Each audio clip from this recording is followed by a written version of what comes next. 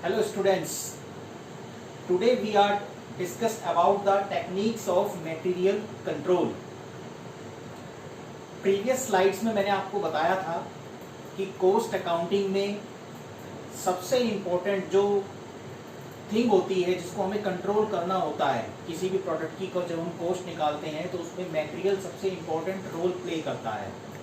अगर हमने मटेरियल की कॉस्ट को कंट्रोल कर लिया तो हमारी जो ओवरऑल कॉस्ट है वो बहुत हद तक कंट्रोल हो जाएगी, क्योंकि किसी भी कॉस्ट में जो मटेरियल का रेशो आता है, पार्ट आता है, वो अप्रॉक्सीमेटली 75 to 80% आता है।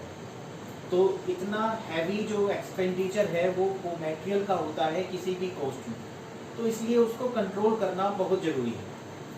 तो आज हम उन टेक्निक्स के बारे में बात करेंगे जिनसे हम अपने मटेरियल को कंट्रोल कर सकते हैं, मटेरियल के बारे में और ज़्यादा अच्छा जो है हम उसको और अच्छे तरीके से जो है अपने उसके रिसोर्सेज को हम यूज़ कर सकते हैं और अपनी कॉस्ट को जो है और ज़्यादा रिड्यूस कर सकते हैं अगर हम उसको बेटर तरीके से कंट्रोल करें। तो इसमें आज हम बात करेंगे determination of stock levels.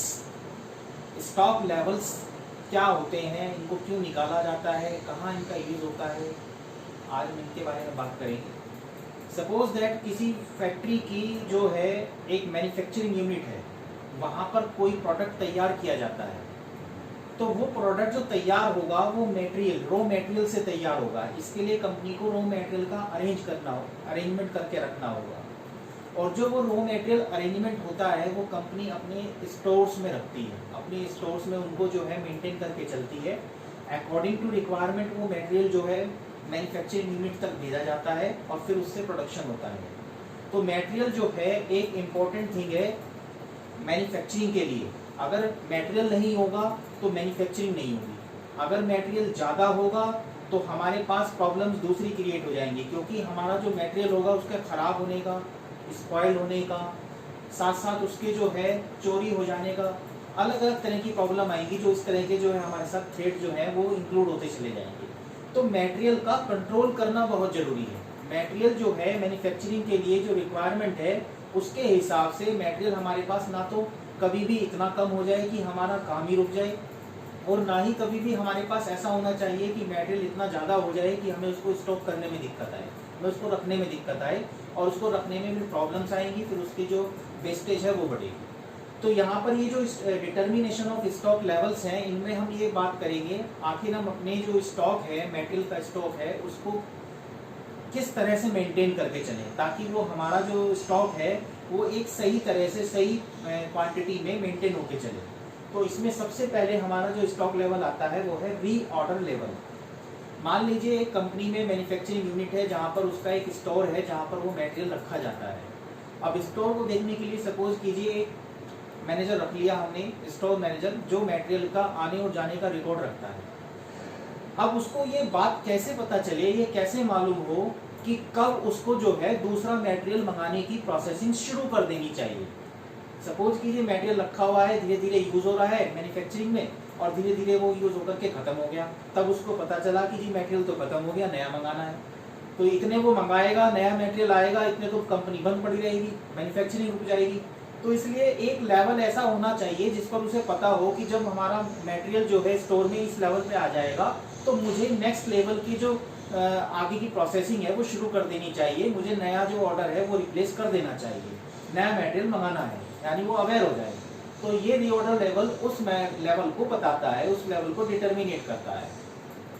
When the quantity of materials reaches in a certain level, then fresh order is sent to procure material again.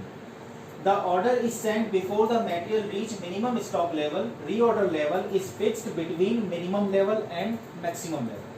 यानी हमारा जो स्टॉक है रॉ मटेरियल का वो मिनिमम लेवल और मैक्सिमम लेवल इन दोनों के बीच में रहना चाहिए, इन दोनों के बीच में ही रहता है।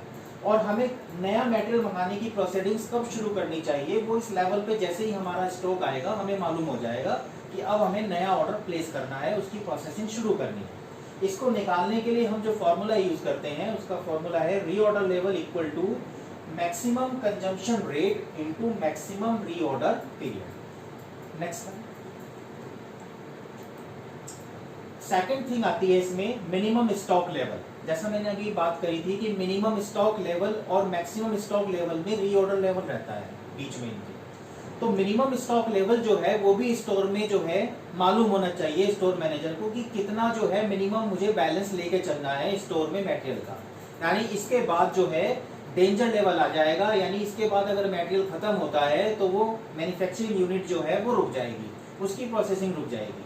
तो ऐसा होना जो है बहुत महंगा पड़ेगा कंपनी को, उसकी शटडाउन कॉस्ट बहुत महंगी पड़ती है। इसलिए कभी भी मटेरियल का लेवल इससे नीचे नहीं जाना चाहिए, इसीलिए हम मिनिमम स्टॉक लेवल जो है काउंट करते हैं। Minimum stock level this represent the quantity which must be maintain in the hand all the times. ये हमेशा हमारे पास होना चाहिए। If stocks are less than the minimum level then the work will stop due to shortage of materials. इसको निकालने का formula है minimum stock level equal to reorder level, जो हमने पहले कैलकुलेट किया है उसका आंसर आएगा यहाँ पर reorder level minus normal consumption into normal reorder period. ये आपको गिवन होंगे क्वेश्चन में, आपको यहाँ पर इनको पुट करना है इनकी वैल्यूज। थर्ड इसमें थिंग आती है फिर इसमें मैक्सिमम स्टॉक लेवल। जैसे हमने मिनिमम स्टॉक लेवल मालूम किया कि मिनिमम हमारा स्टॉक में जो मटेरियल है वो इतना ही होना चाहिए, इससे कम नहीं होना चाहिए। उसी तरह से मैक्सिमम स्टॉक लेवल भी होता है कि मैक्सिमम स्टॉक हमारा जो है स्टोर में कितना होना चाहिए। इसके बाद हमें मटेरियल की स्टोरेज करने में प्रॉब्लम्स आनी शुरू हो जाएंगी। तो इससे ज्यादा मटेरियल ना हो तो ये भी हमें मालूम हो। It is the quantity of materials beyond which a firm should not exceed it stocks. If the quantity exceed maximum level limit then it will be termed as over stocking. अगर इससे ज्यादा हमारे पास वो मटेरियल आ जाता है तो उसे हम ओवर स्टॉकिंग बोलेंगे।